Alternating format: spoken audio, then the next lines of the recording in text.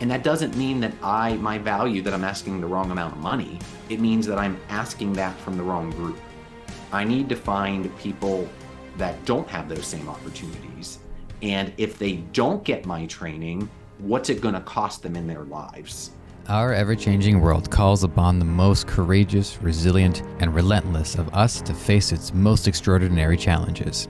To help you embark on this journey, we present the Impactful Coaching Podcast, your oasis for inspiration and a beacon to spark the fires of greatness within you. I'm Joseph. I will be your ally in this journey to empower your potential. Join us each week as we dive deep into the heart of ambition, drive, and success to unravel compelling stories of daring leaders who dreamed, struggled, and achieved victory. Our journey begins now. How is everybody doing? This is the Impactful Coaching Podcast. I am your host, Joseph, and as I've said many a times, it is a great privilege to be able to conduct these interviews, retain the information for my own sake. You better believe I'm taking it for my own reasons, but also for all of you. I am here today with Gino, and Gino, I did not ask you how to pronounce your last name because I wanted to just first shot, see if I can get it. Gino Perrotte. You said it more like the Italians say it. I was born in the U.S. Perotte is how we say it. Perotte, like karate with a P. Okay. I'm Italian as well. My last name, Ayani. There's different schools of thought. There's like, okay, who am I talking to? Is it Ayani, or just whatever makes you happy. So there's lots of different ways that I could pronounce it.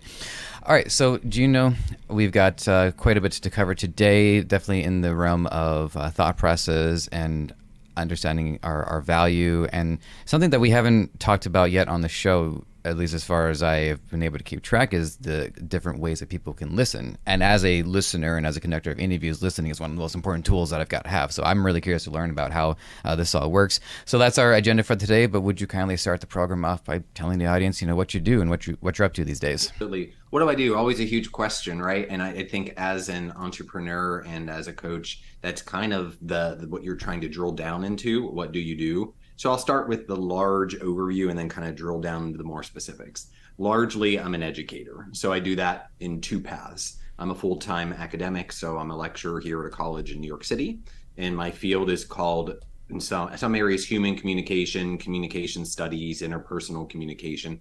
Essentially, we study human relationships. So understand human behavior. And when you put human animals together in a space, whether it's a physical space or a virtual space, how do we impact the way that we see ourselves, the way that we dance together through this thing called communication? And then the second path that I do, of course, is through my actual work through my company, Right Brain Journeys. And that's even multi-layered. Yes, I'm a coach, and I say that because that's largely the business that I've been attracting, but I do many other things. I'm also a keynote speaker. I'm also a founder, like I'm wearing on my shirt. I'm a mentor. I'm a creator. I'm a digital creator as well, where I have content and lessons that I post largely on LinkedIn as my platform. So largely that's what I do. I would like to hear a little bit about your college lecturing, because I'm interested in what was the trajectory for securing a position like that. Was it you went to that same school and then you were able to build up sort of like an alumni status with it? Yeah, well, yes, in terms of I started not in New York. I was living in Orlando, Florida, and I got my master's degree at UCF, University of Central Florida. And the first trajectory was expressing an interest. I want to teach. So I did a semester of being a teaching assistant where you get trained, you're in the classroom, and then you get your own class. In our field, usually public speaking is the class that you teach as an adjunct or as a teaching assistant. And it's the foundational course, which is great because anybody that has a communication program has public speaking. So then that opens the door to any college, basically. And most programs are hiring every year. So you're going to get work. So yeah, it's who you know. And then you take that opportunity to build a brand, and you of course become good at what you do, but then you also get good at communicating to other people what you do. Hey, I teach public speaking. This is how I do it. These are the results that I get. And then you start attracting attention from other people. So when I moved to New York, it was another who you know kind of a thing. I actually went to say hi to a former classmate who is now a professor in New York. And she introduced me to the department chair at the college where I'm teaching now. And like 3 days later, I had an offer and I wasn't even trying to get a job. And then I also applied to FIT, Fashion Institute of Technology, and I taught part-time there for about 3 years. And I also worked at Columbia University teaching in their School of Professional Studies for a semester as well. So you said the Fashion Institute? Yeah, Fashion FIT, Fashion Institute of Technology here in New York. You'll have to pardon me because this is something that I'm Yeah. not familiar with. But is that the name of a location? Because I'm hearing fashion, I'm thinking that it has something to do with dress and with presentation. Well, it's a school that's specifically designed for the fashion industry. So when you go to college, you're going for a creative. We have Parsons School of Design in New York, which is a different school, but it's also geared towards that industry. FIT's slogan, I love it, is it's where fashion gets down to business. So Mm-hmm. it's the combination of teaching the business side of the fashion industry. Mm-hmm. And then for senior thesis, they don't write papers. They produce lingerie, they produce menswear, they produce toys, they produce jewelry, they produce accessories. It's pretty phenomenal. The reason why I asked that is because, as I mentioned to you prior to recording, that I come from a creative background, and here in Toronto is the Humber School of Comedy, which it does have somewhat of a reputation. It's a great entry point for people who not just want to like learn some of the technique that goes behind writing material, but also how the industry functions. And because it's a program that gathered up all of the most obnoxious people and put them in a room, very few teachers outside of the program were willing to teach us for the necessary credentials that we had to get to be have like a legitimate college Yeah. degree. So one of them, he actually loved us, and it was the sociology of fashion. So it was an opportunity for us to learn about how what we wear is not just to keep warm, Oh, and not yeah. just for style for the sake of style, but as a form of communication and as a form of how do you express yourself and what kind of image are you presenting to yourself, because and we would get feedback on what we were wearing. You would think there's nothing to it. You just go on stage, be whatever. But like if somebody wears a hoodie and even God, goodness forbid, puts the hoodie over the person's head and the Yep. face is totally masked, and it's not the same way to connect with somebody. So I'm just asking this just more for the fun of it, before we transition into more of your line of work as it is. But were there any resonant takeaways with what you had learned from there about how what you're wearing is communicating something even before you've started talking? Absolutely. So, my field is a combination of sociology, psychology, and anthropology. Communication started post World War II, so in the 1940s and 50s. So, we started with those existing disciplines, and now we build on their work and taken it in different directions. I say that because one of the courses that I teach is nonverbal communication in fashion and artifacts. Artifacts would be things like jewelry, tattoos, glasses, anything we put on our body, and even arguably our hairstyles, because all of us do something to our hair, whether we pluck it, cut it, color it, whatever, braid it. All of those things are choices that we make as humans, and therefore it does send a message. There's seven main ways that clothing communicates, and I have a blog on LinkedIn about this that I can direct you to. What I use this for public speaking is that we want fashion to attract the audience to our key channels of communication. So as a speaker, those are my hands and my eyes.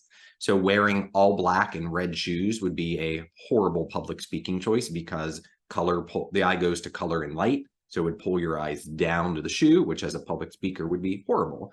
Eyes. So my eyes are green and using the color wheel. So this is something that they talk about at FIT. You understand that there's complementary and contrasting colors. So green eyes, pink is pretty much on the opposite side of the color wheel. So if I want people to really see my eyes and have my eyes just pop, then I put pink. I can wear a pink shirt, a pink tie. If I wear makeup, I could wear pink eyeshadow. Putting some kind of pink around my face makes my green eyes pop out. Therefore, people notice my eyes, and that's a good thing as a public speaker. And then the last thing I talk about is color contrast. So I use this background since this is my broadcasting studio from the house. The color of my skin is not drastically different from the color of the wall. I rent this place, so I'm not going to paint the wall, but I have to be aware that I have a really nice polo shirt that's kind of peach in color, and I like it, but it's a horrible color to wear on camera because now you have my lighter skin up against the peach, which is kind of the color of my skin, up against the wall, which is, and I just, nothing, there's no contrast, right? Nothing stands out. It's hard to notice me. And even with my hands up here, if I'm gesturing, I should gesture in front of my shirt because it offers better contrast than gesturing out here. Huh. Okay, that last one really sticks out to me just because as a natural hand speaker, I haven't developed any technique as to what my hands do. It's more just my hands are kind of thinking independently of the rest of my body. But the So idea you think. but yeah, possibly conscious, unconscious, subconscious. But what's going on where how is clothes like that? So that sticks out to me. And then just a few things that I wanted to point out too, just from my own lived experience. So I do only have one tattoo, and for those of you listening on just the audio, you're not going to see it. But if you know Zelda, it's the Triforce, and it's on the left side of my hand, and it's a rather visible spot. It's not a teardrop on my face, but it's definitely in one of the top areas, and it was a life changer because anybody who is a nerd or is a gamer immediately recognizes that okay, he's one of us. He's not either he's way too dedicated to posing for his own good, or he's one of us. And so a matter of almost tribalistic and wanting to be able to pre-communicate rather than not having that and entering an area where I don't need to be like the king of the room or anything like that, but I'd like to know that I'm welcome. And it really changed things for me. And then also, this was a very strange observation that I picked up on. I think you might find this cool, but because you're talking about hair, and I was ever since I saw Reservoir Dogs in high school, I was always obsessed with the slicked hair back look. And over time, I started to embrace my curls. And what I found was interesting, and this is something that you really want to see in the video side, but if I cover half my face, I have one look. But then if I color the other half of my face, it achieves a different look because of the way my hair is styled. So it's almost like I'm presenting two facets of who I am at the same time, and my person is a completion of those two sides. So one side looks more business, one side looks more casual. That is interesting. Well, yeah, the tattoo, one of the 7 reasons that we wear clothes or artifacts, identification is one of them. So you articulated that beautifully. Your tattoo identifies you with a particular group and excludes you from some. And Yeah, yeah. that's a Government good jobs. thing. Yeah. That's a good thing when you make such a strategic choice, because that's the power of branding. I am this and I am not this. And that very visible symbol helps doing the sifting and sorting. I think of Harry Potter and the sorting hats. It automatically drops you into your school and excludes you from another, and that's a good thing. With that, what I want to get to next is to put the remainder of the timeline together.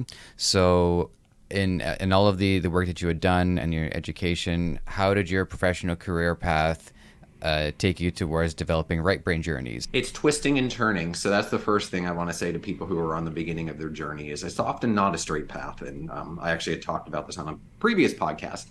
So I'll try to keep this concise, but I'm 45 now. So I've been working for about 25 years in the professional world. So it's going to be a little bit of a story, but I studied business. Yay.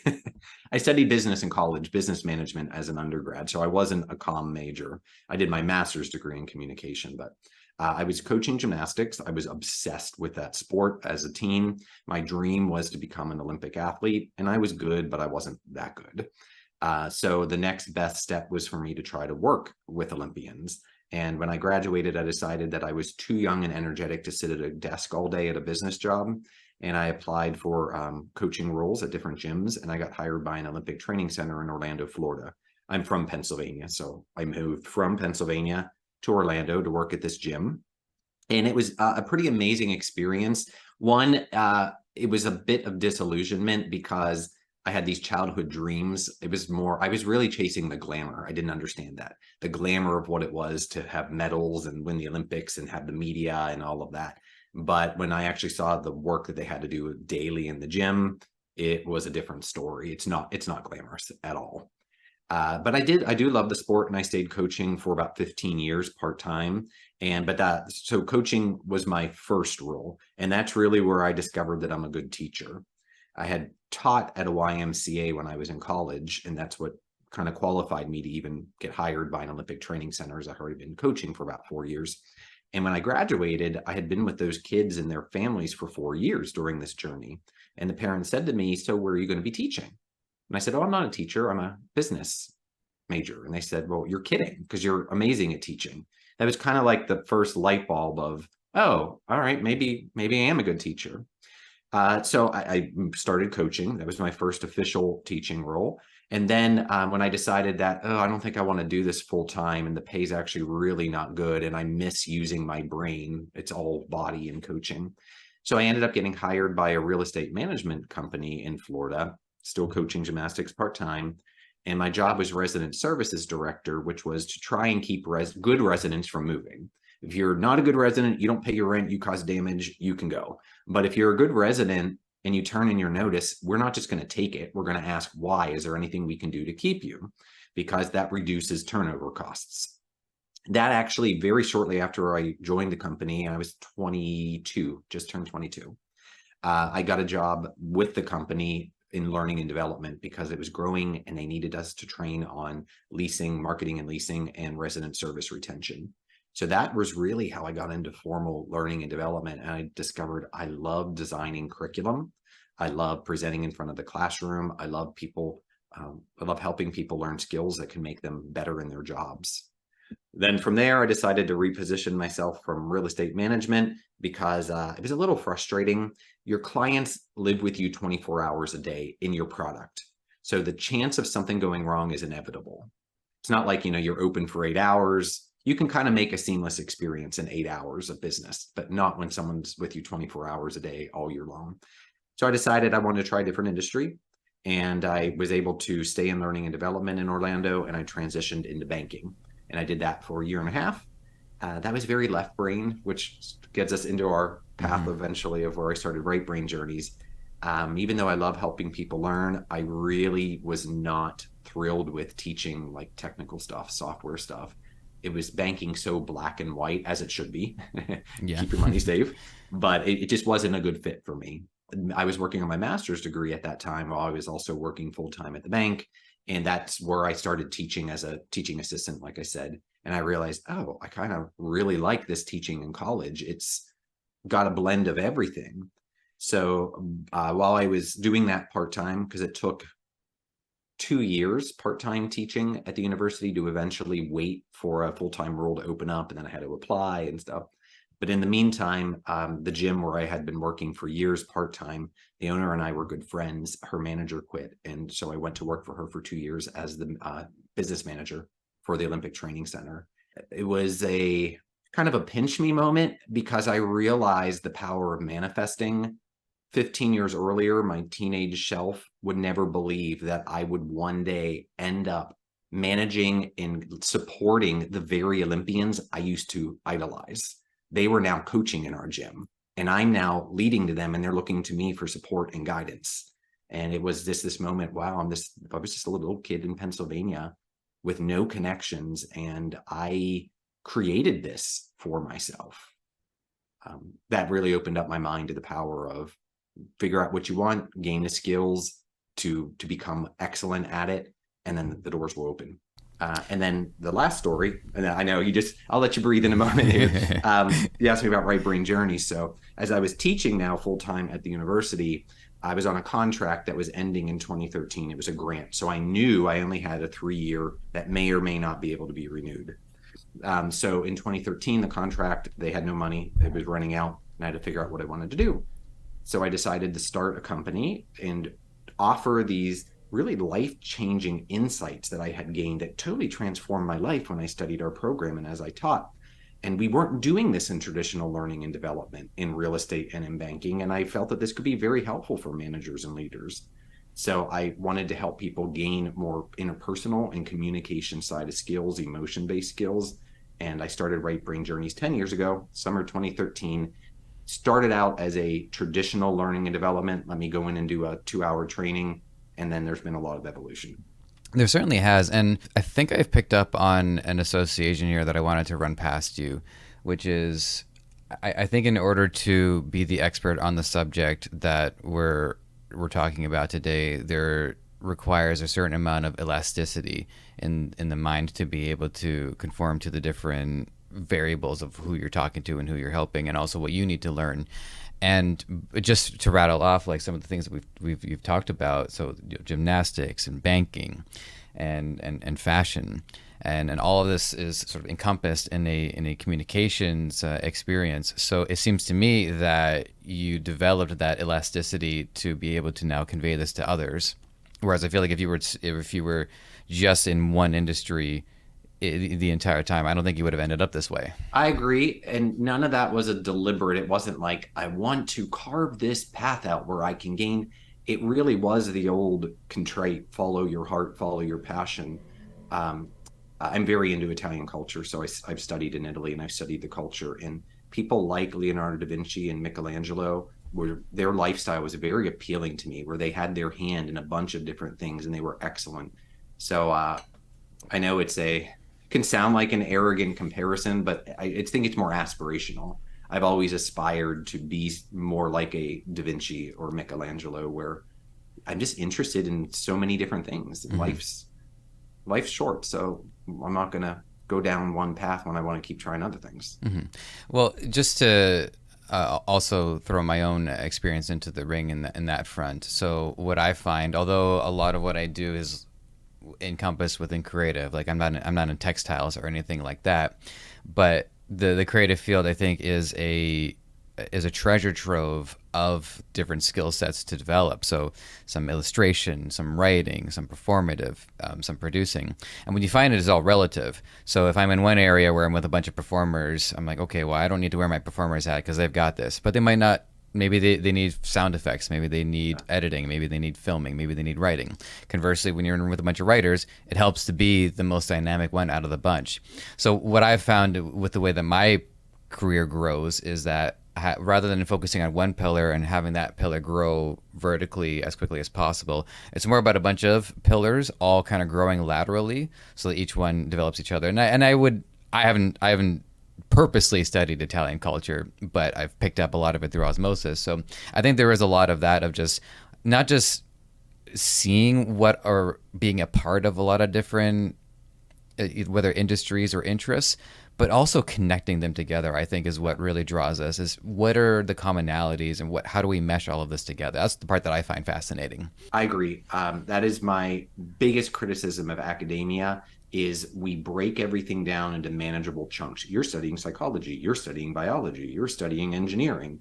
And so the students develop this sense. You go to different buildings, you have different teachers, you have different degree programs, different courses. They develop this sense that I am an engineer. And like you said, it's like one pillar or one path. And that's not the reality of the world. The world is everything is interconnected. So we fail academically to help students reintegrate at the end of their very detailed, which I think is necessary to become excellent at something. But then there's this failure to reintegrate them into seeing the interconnectedness of everything. I respect that. I've only studied through academia, so only from the experience of a student. I think I ranted about this in the last episode where, like, I was 25 years old before I understood that a bank saves our money and generates interest. I thought up until that point, an adult who could drive a car and go to war thought that a bank was just the alternative to sticking all my money under the bed. Like, that's something that I really feel like at least one class in school might have wanted to cover. So that's my 2 cents on that. So the follow-up question that I did have, I recognize that out of everything that we've talked about so far, it's probably already been pre-answered. So this, I think, is really more of a way to really summarize this is, what would you define are the core set of skills that really came with you throughout your journey and are deployed on a day like today? Well, definitely teaching. I mean, whether it is coaching gymnastics or learning and development in real estate, learning and development in academia, teaching professionally in academia, or teaching as a coach and mentor, definitely that's the core foundational skill. Second one would be business management, because it's the people side of business and it's understanding how to cultivate relationships, which brings us back to what you said earlier with listening. The marketing that I do is all organic inbound marketing. The business that I've created through Right Brain Journeys is intentionally small because it's something I do in addition to my full-time work. I only work with 2 to 3 clients maximum per month, and I don't sell. They come to me. And it's getting really good at building relationships. And how do I do that? It's through communication. I speak a lot on LinkedIn. I invite opportunities for people to get to know me. And that means I have to show up authentically myself so that I attract the right kind of people to me. So yeah, the ability to communicate in addition to the ability to teach, break something complex down into something very simple and understandable and able to be grasped. Those are universal skills. And what I wanted to do next was to now talk about some of what you really work on that. But I think it, just in case we want to save somebody the time to have to go onto Google and figure out the definitions for right brain and left brain. Would you mind just giving us the 101 Yep. distinguish 101 what those two are? Yep. First, I'll start with saying that the way that I use it is a metaphor. So, really, our brains work to, we have one brain, Yeah. but there are things that the hemisphere are uniquely wired for. First thing we know from people having strokes, for example, if you have a stroke on the right side of your brain, it's the left side. So, that is paralyzed in your body. So, we're cross wired. Now, this is where the things start to be a little more metaphorical. What we associate with the idea of right brain is that it's more creative, it's more big picture thinking, it's more emotion centered. And what we associate with the left brain, and right brain's nonverbal. We associate that. Left brain is more verbal, paying attention to the words, more numbers, more orderly, linear, and more detail oriented. There is a book by Dr. Jill Bolte Taylor that she wrote. It's called Stroke of Insight. And she gives fascinating insight. She suffered a stroke in her left hemisphere, wiped it out completely. And it took her years to regain the ability to speak. So, what she said is that she couldn't understand what a mom was when her mom came to visit. They're like, your mom's here. She didn't know what the word mom meant anymore. She had no Mm-hmm. idea because that's left brain. But she clearly felt the energy and presence of everybody in the room. She could feel intention. And since the right brain was the only dominant one, the left was no longer interfering. So it was really strong and powerful. And she, I'm going to paraphrase this quote, came up with a really beautiful quote based off of that experience that she felt during that right brain dominance. And it was, please take responsibility for the energy that you bring into the room because we impact each other. Apparently, the right hemisphere is picking up on it. We impact one another and we feel it, even if the left brain is kind of the dominant force for most of us, where it's not, it's unconscious versus conscious. I was tempted to bring this up, but I wasn't sure if it was totally contextually relevant, and now it is, which is my partner of 5 years, my girlfriend. She also had a stroke when she was just a child, and we haven't exactly figured out why, but it's what's done is done. And she, for that same reason, she had to develop her right brain to compensate. And as a result, she's a brilliant illustrator. Like, her artistic skills are incredible, way better than what I can do. And then on top of that, she's also a talented actress as well. There are questions about where would she have gone if she had not developed that side of her brain, and how that might have informed her career choices. So, first of all, I think my girlfriend is smarter than me. Like, there's times where I'm doing something, like just yesterday, for instance, we were just dumping a bunch of things into our green bin, our compost bin, and she's like, you really shouldn't have the bin right next to our donuts because the smell is going to get out. I'm like, oh, how did I not think of that? Like, there's these little things that I just do not think of that she has the logic embedded in her to figure out. Yeah. So, of all the messaging on your website, the message that I found the most compelling is know your worth, communicate your value. And the journey of discovering value is what I'm interested in. Just how does somebody really discover their value compared to their lived experience? Because let's just have a hypothetical avatar. Someone goes to work, is paid X amount of salary. If the person were asked, well, what would your value be? And like, well, this is my value. These are my pay stubs. So how does a person really start to dig in and figure out what their value is? Yeah. So the reason I have that phrase is worth is intrinsic and value is extrinsic.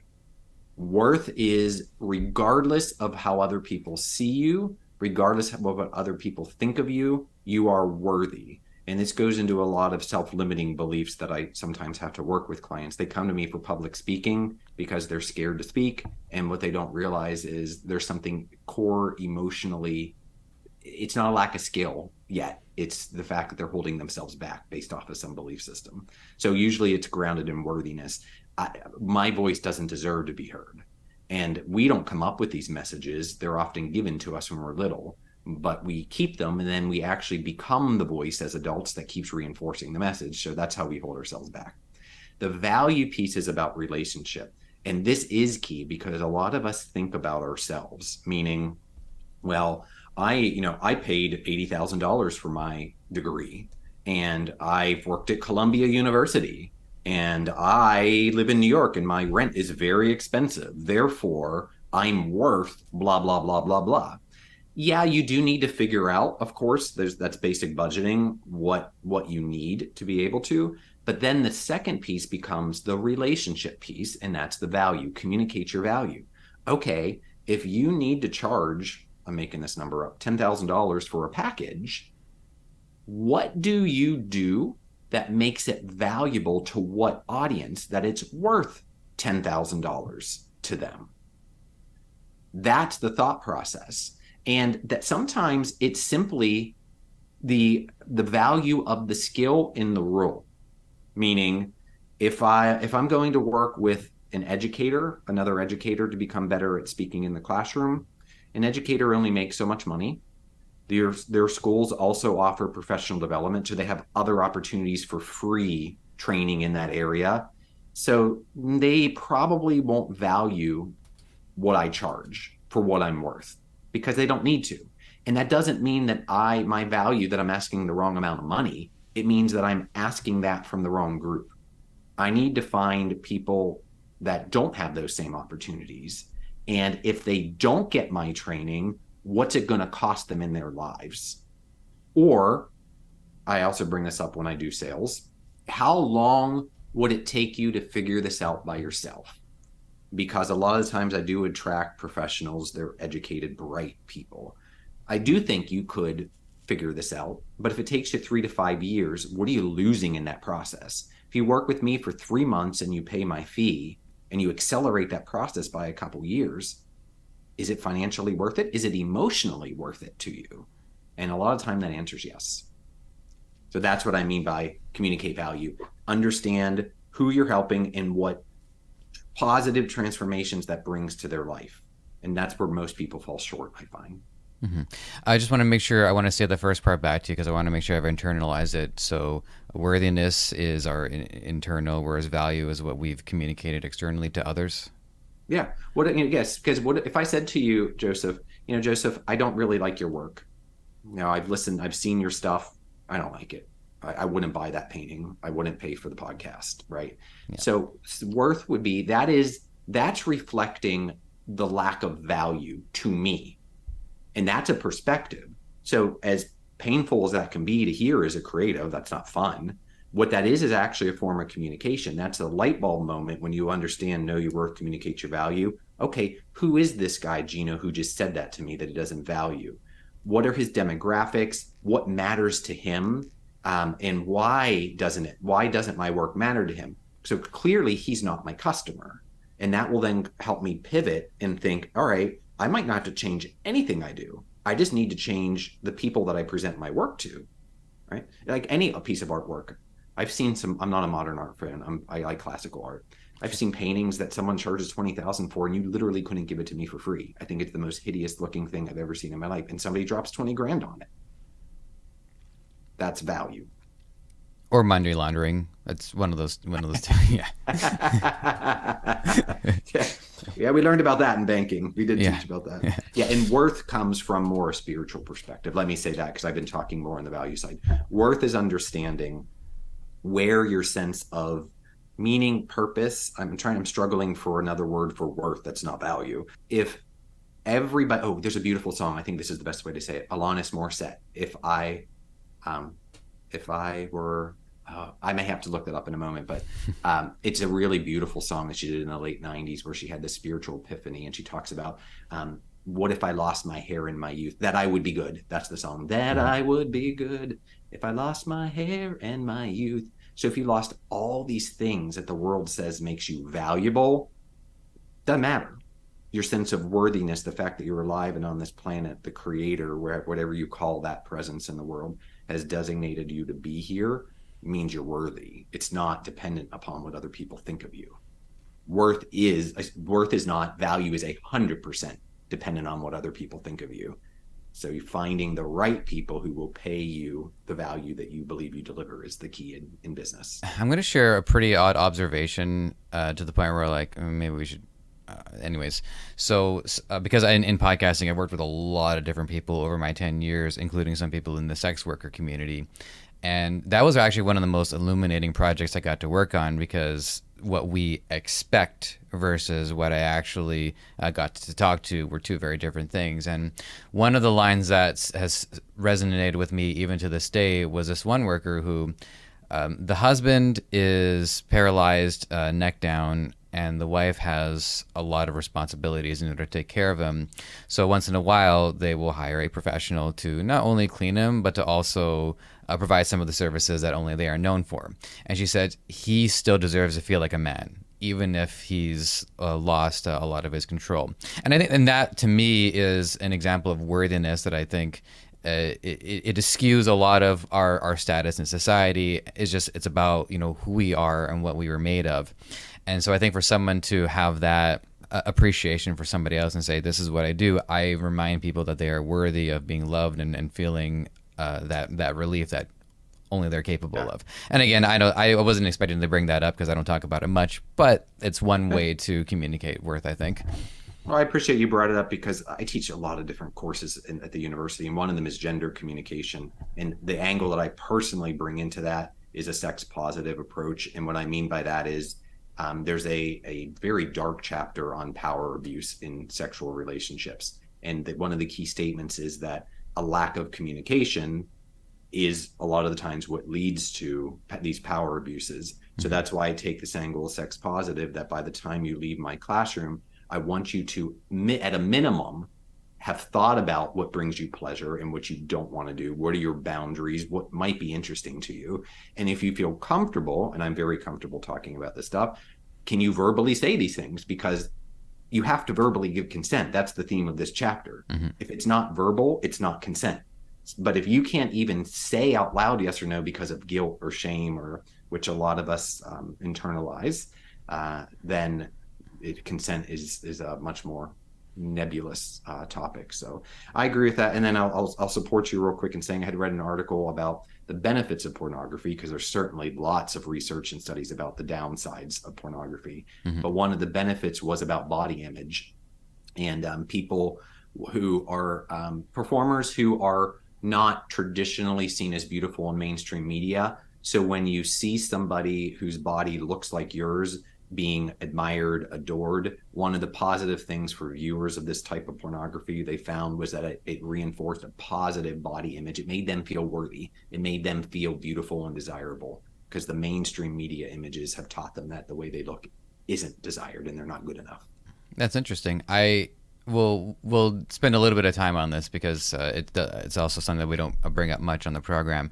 But I think society, and largely the certain aspects of society, are blaming too much of our woes on the prevalence of pornography rather than looking at it as a indicator of a different issue. That they try to associate that the increase of consumption has led to a decrease in population, and I just think, are you sure? You sure about that? Because I'm pretty sure the economic anxiety, I'm pretty sure being inundated with horrific news every day all over the world, feeling like, for a lot of people can't find any value.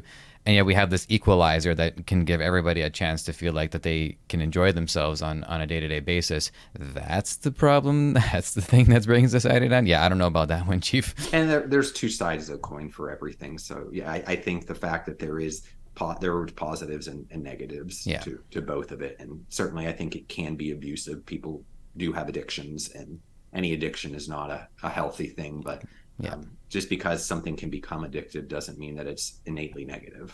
Because like, for instance, people can become addicted to exercise. They can become addicted to vitamins. If people start to sugar. Exactly.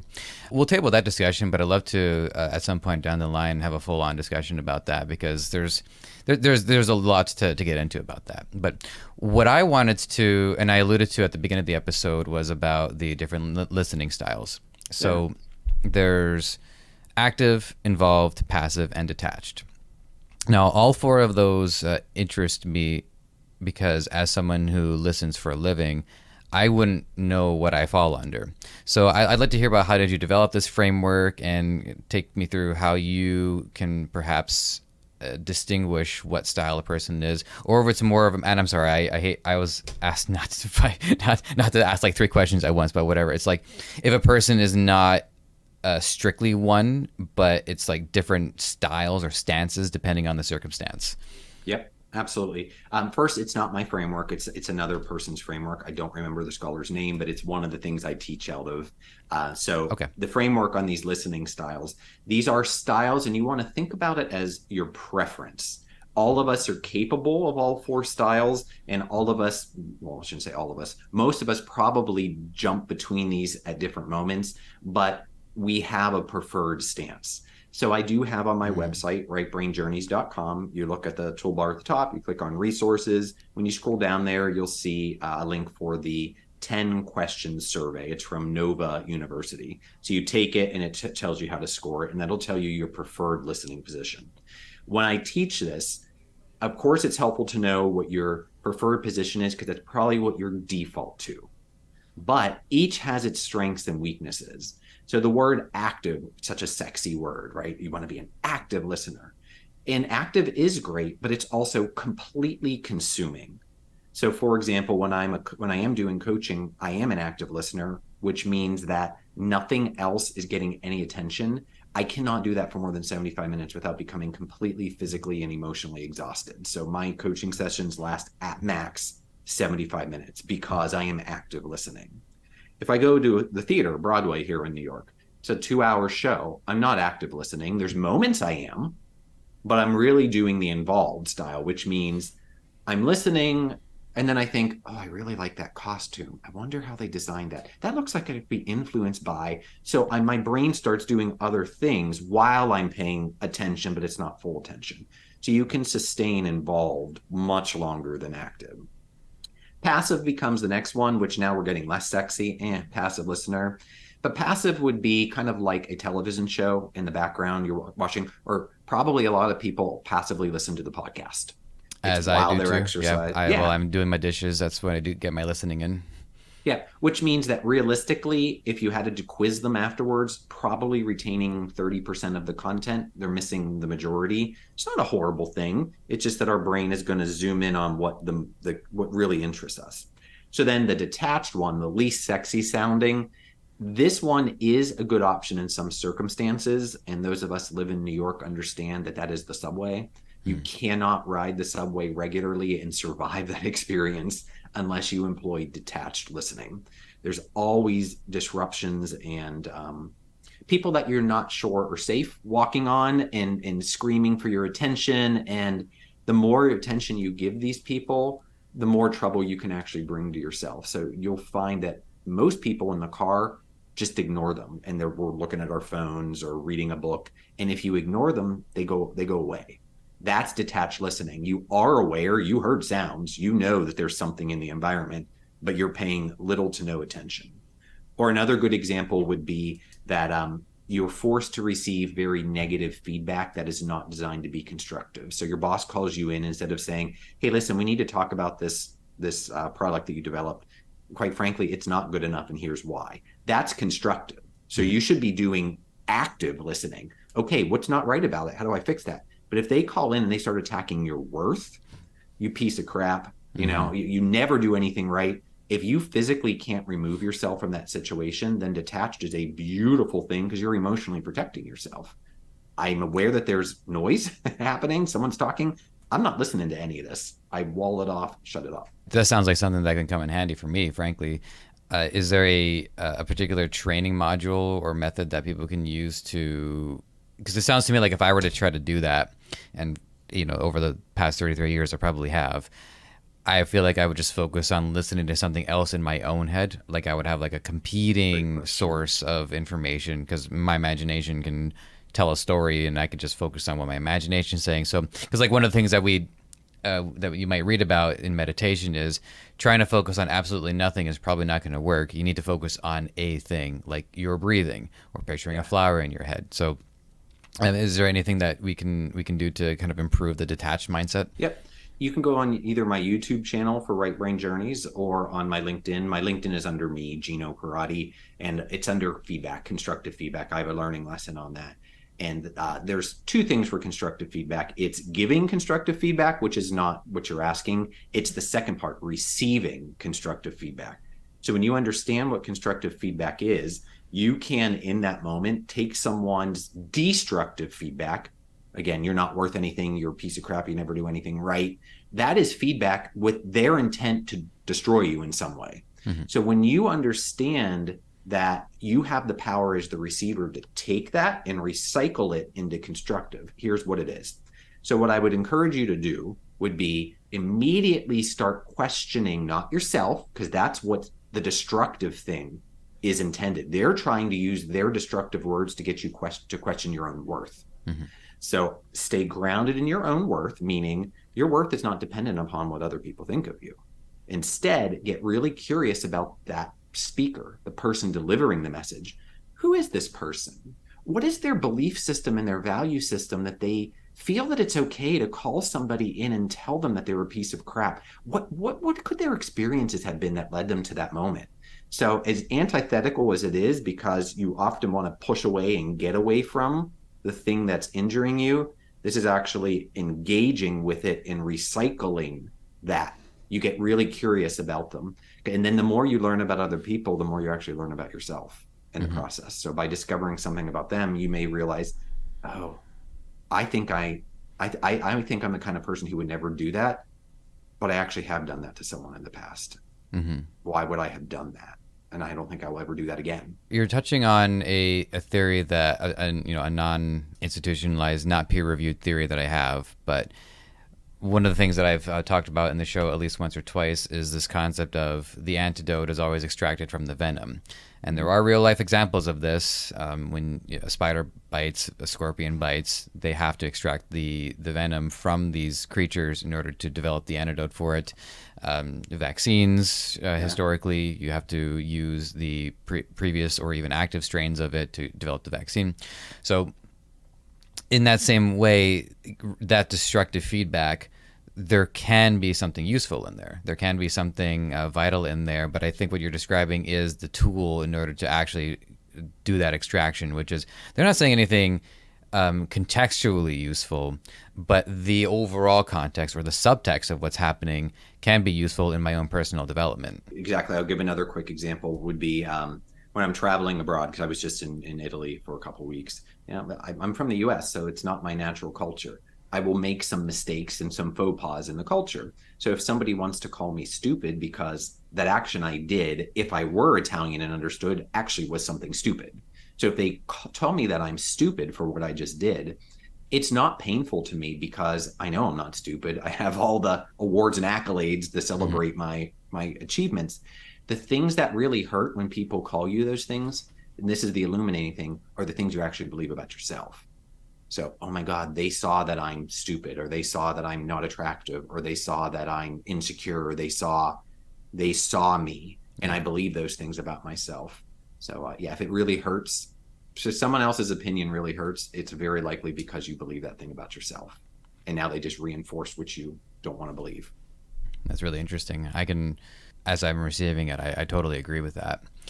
What I'd like to do next with the 10 minutes or so that I have remaining on the episode is a bit of a yin and yang. So on the one side, I'd like to hear about I would imagine some of the stuff that came out earlier on, or some of the methods that maybe didn't go according to plan. And then conversely, I'd also love to hear about some of the successes and some of the relationships you've had with the clients that blew you away with how well things went.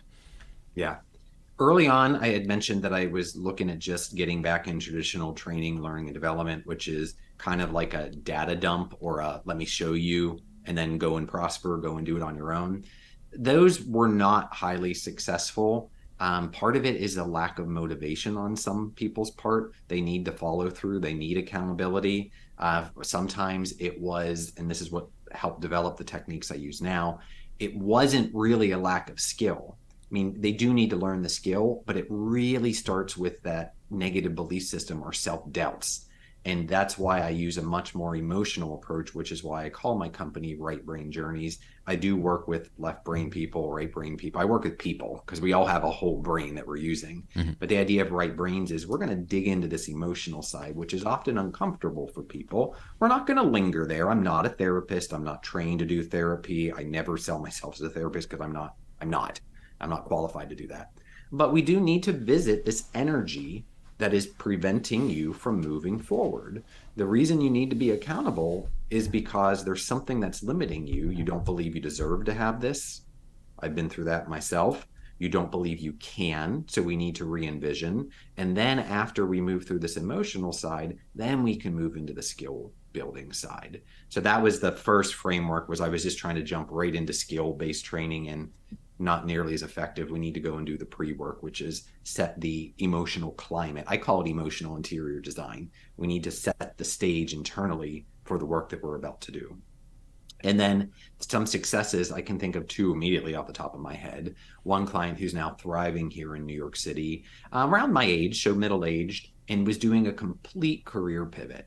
This person had some limiting self-beliefs, and the more that we dug into it, we understood where those came from. And the reason that this is important is that we carry emotional messages from our early lives, and we've internalized those.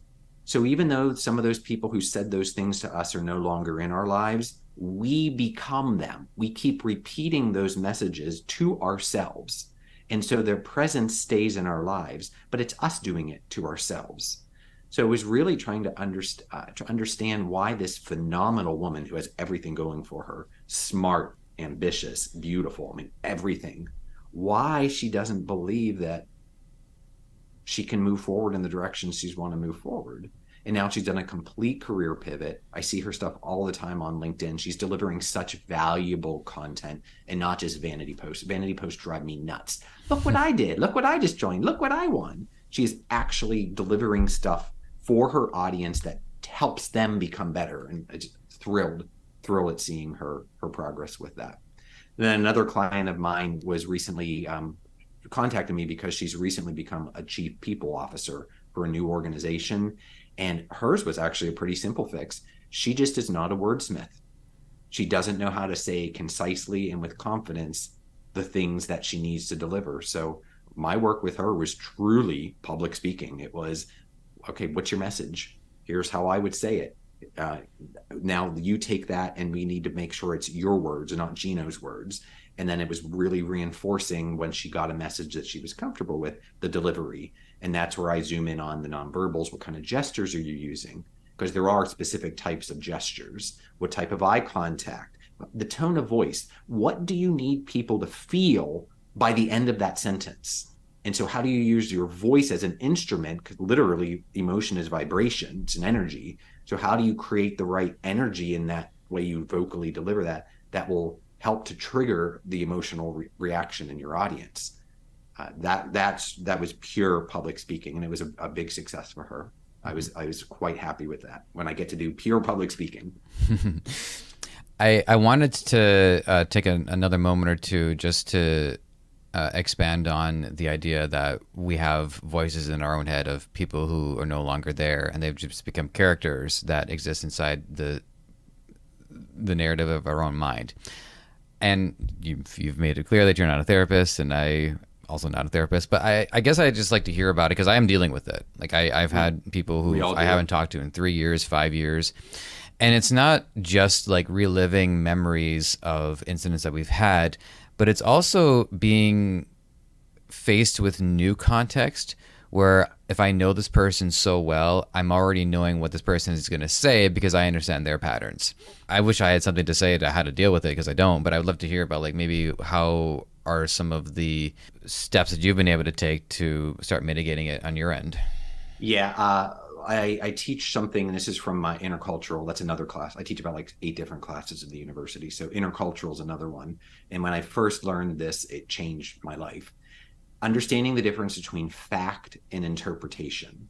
Most of us live in the world of interpretation. That becomes our experience instead of getting it down to fact. And I'll just use physicality as an example. So you talked about, I think you said, was it honoring your curl? What was the word you used with your curls?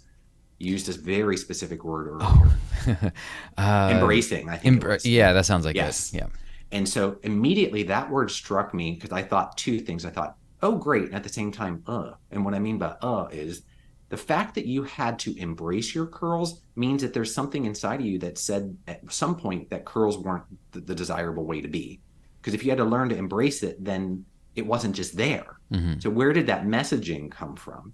So the fact is your hair is curly. Then because you had to learn to embrace it, and I'm guessing, right? You get to own the story, but I'm guessing because you used the word embrace your curls, that the messaging you got from somewhere, maybe it was the media, and maybe it wasn't an explicit message. Maybe it just was all the pretty people and all the pictures, and none of them had curls. And so you observed that and you interpreted that curls weren't desirable. So then you start gaining new information. So I think this is really the fix is you start to realize, and I'm in this bank, I actually love curly hair. I'm most attracted to people who have curly hair. And when someone straightens their hair, I'm like, oh, what happened to the curls? Because I prefer curly hair. You start seeing yourself through the eyes of different cultures who value different things. And that's where you realize, like I said earlier with your work, oh, there's nothing wrong with my curly hair. I just was selling it to the wrong audience. If I get the right audience, I don't got to change anything. We could do that about our weight. For me, it's now age because I'm middle-aged now, and I grew up in a culture that says being in your 20s and 30s is when you're the hottest. So when I'm in New York and I'm seeing people attracted to me at middle age, it's kind of like, oh, maybe I need to update my own interpretation based off of the fact of my age. Maybe I am still desirable. Maybe, maybe actually the best is yet to come. So I think introducing new data from different audiences so that you gain new perspectives and it allows you to interpret facts differently. I appreciate that a lot. And I also appreciate that we're decompressing and kind of winding down the episode by talking about hair. So in high school, which is that time where people are really starting to, I guess, develop or be more influenced to want to start developing their personality more from like point of view and not just interest. Interests happen as early as like 3 years old, but points of view and how we want to be seen that's definitely to me a high school issue. And like I said, like Reservoir Dogs was an influential movie, which, by the way, you watch the movie for 10 minutes, it totally deconstructs the idea of coolness, as was the purpose of the movie. But the coolness side still resonates, and the look of professionalism and the slicking of the hair back really stuck out to me. And I think what was frustrating for a long time was the idea that curly hair means my hair is in control of something that I'm not. Because if I attempt to wet it and then use gel, the hair will still start to bunch up. So it would actually have to involve a straightening iron. And then I over time developed this straightening technique where I'll wash my hair, dry it as heavily as I can with a towel, and then I will shape it, and then I'll wear a toque. And after about 3 or 4 hours, the hair is baked. So once the toque off, it becomes straight. And what you might find interesting as a person who prefers a curly to straight, which by the way, I like my curly hair now too, which was the genesis of this dialogue. But because my hair is still trying to curl it up, starting straight is actually pretty cool because over time, the hair will start to form these waves again. If you get splashed a little bit of water, it starts to accelerate it. So what you end up with is this interesting hybrid style where it's wavy, it curls in places, but there's still a definition to it. So to my curly haired folks out there, give that one a shot. So just the bottom line is like not being able to control it meant not being able to control the way I look. And that was minimizing my personal confidence. Of course, because that hair is a form of authenticity. It is physically and biologically part of who you are. And yeah, of course, as I said earlier about artifacts, we do choose, all of us do something to our hair, even if cutting it is the minimum. So there is some level of choice, but it is an authentic piece. And if the curliness communicates a part of your personality, then you're erasing part of that. And are you really being an authentic to attract the right kind of people to you? Well, I'll say I was very lucky when my partner was attracted to me because she said, aside from the hair, it was the personality that she was drawn to first, and then she'd see me shaved, and then everything just fell into place. So it's an important part, and I have to say I really appreciate how, in spite of the research that I do to be as prepared for the conversation as I can, there's so much more to you that I didn't glom onto. So there's quite a lot that I was able to learn from you today. So for that, I thank you. And I do have one more question that I want to pose before we formally wrap this up, which is, so you've said that you you prefer to keep your clientele to 2 to 3, just so a part of work-life balance, but also because you want to make sure that you connect with people in that meaningful way. So, is your platform facing any challenges? Are you looking to expand your reach? Are you hoping to rank more in search engines or more marketing or anything along those lines? Are there certain challenges to your platform that you're trying to address? There is one challenge, and then I think the second thing, expanding the reach, is more about where do I see this evolving. Yeah. So that the first one would be that it's really clear to me as I do more work, I don't want to be an accountability coach, and nor am I a good accountability coach. I want people who want the transformation, who want the information, who want to do the work. So come to me, show up ready to work, and we'll get to work. That's the biggest challenge would be, yeah, just getting maybe business side, it's like qualified candidates of people ready to work. The second thing of the evolving is coaching is there's a great need for it. It is very emotionally consuming, I find, which is why I do have to limit it. There's only so much that I personally can handle on a monthly basis without it negatively impacting my life. I'm an empath and I'm also a sensitive person. If you're not familiar with that, there's a really good book called Sensitive. So I absorb other people's energy. And there's often a self reflection that I have to do when I'm done with the client where I had to sit down. I think, okay, what am I feeling right now? Where is that coming from? Is that something from my own world, or is that something that I picked up from that conversation, that coaching session? And if it's not something I want to feel that's detrimental to me, then I have to release that energy. It's not mine. Talk myself through it. Do some positive self-talk. It's a lot of work, basically. So where I want to continue to evolve this, and this is why I was just traveling in Italy. I've been traveling for 25 years now, and I've led several study abroad programs, and I understand the transformative power of travel. I also detest tourism. Travel is not tourism. Tourism is consumption, where you go in, consume a place, take what you want, and leave it, often not for the better. There's no relationship with the place. And not only is that harmful for the place, I think it's harmful for the tourist because you don't understand what a relationship is. And then if you don't understand what a relationship is with other things and other people, how are you going to end up with a relationship with yourself? So it ends up with isolation and an alienation from the self. So my vision that I've been building to for a couple of years now is to offer kind of like adult study abroads, less academic, but really a personal development for people. I'm focusing it largely on burnout. So as an educator, we're experiencing a lot of burnout in our industry, and understanding the 3 pillars that contribute to burnout: exhaustion, cynicism, and a sense of inefficacy. Mm-hmm. Exhaustion, one way to combat that is through new experiences, and travel is the ultimate engine of new experiences. So in essence, what I want to do is eventually offer some anti-burnout retreats, specifically in Italy, because it is the most 5 sense invigorating country culture that I have ever been to, especially if you're from the United States, which I think is a largely repressive culture. It teaches us to be distanced from our humanness, from our bodies. And Italy is a very bodily experience in all 5 senses. Well, I mean, I myself haven't been to Italy yet, but I'm not totally immune to burnout. So there's a part of me that maybe wants to find out when this is being booked. So let me know about that. But with that, we are going to wrap this up. So I do, as a courtesy, if there was any other lingering reactions or thoughts or points that you wanted to make, feel free to do so. And then otherwise, let the audience know whereabouts they can get in touch.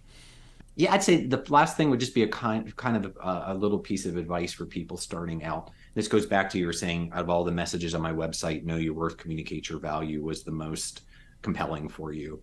My website is okay. When I say it's okay, it's really trying to, and this is the advice, understand who am I communicating to in this moment, and who am I trying to attract? Going back to that know your value, who finds it valuable. Because as you've heard with my work and many other entrepreneurs, there's the larger umbrella of what we do. And then there's the specifics that your people are willing to pay for. And if you're trying to be in business, maximize what they're willing to pay for. And that's really the struggle with the messaging is, how much do I talk with broadly? What do I do? What are the transformations? How do I not, to our earlier conversation, only go on one pillar? Because I teach 8 different things, and I can take this and pivot this in so many different directions. But yet effective websites are going to have very concise and targeted messaging. So I would say that my website's okay. But for other entrepreneurs who are out there, if you're struggling with that messaging piece, don't think that you're unusual. I think that that's part of the challenge. And I don't generate business in the website. It's just kind of a need it there for credibility. So it's not a huge concern for me at this point. Okay, fantastic. Well, Gino, I know that I've got to move you on to the next thing that you have to do today. But again, I really do appreciate your time, and I also appreciate the time and the listenership for everybody here. This is the Impactful Coaching Podcast. Any feedback, you know where to send it, but if you don't, it is joseph@impactfulcoachingpodcast.com. It is spelled the way you think, but my name is Joseph, so maybe I have seen people spell it with an F, so okay, I'll tell you how that one's spelled. But with that, we endeavor to help whatever it is that you happen to be doing in the coaching space, and more importantly, it is our desire to make sure that you are impactful while you're at it. Joseph, if I may, I forgot to say, invite people to LinkedIn. That is my major platform where I offer a lot of free content and learning lessons. So Gino Perrotte on LinkedIn. Okay. All right. Works for me. Thank you so much. You too.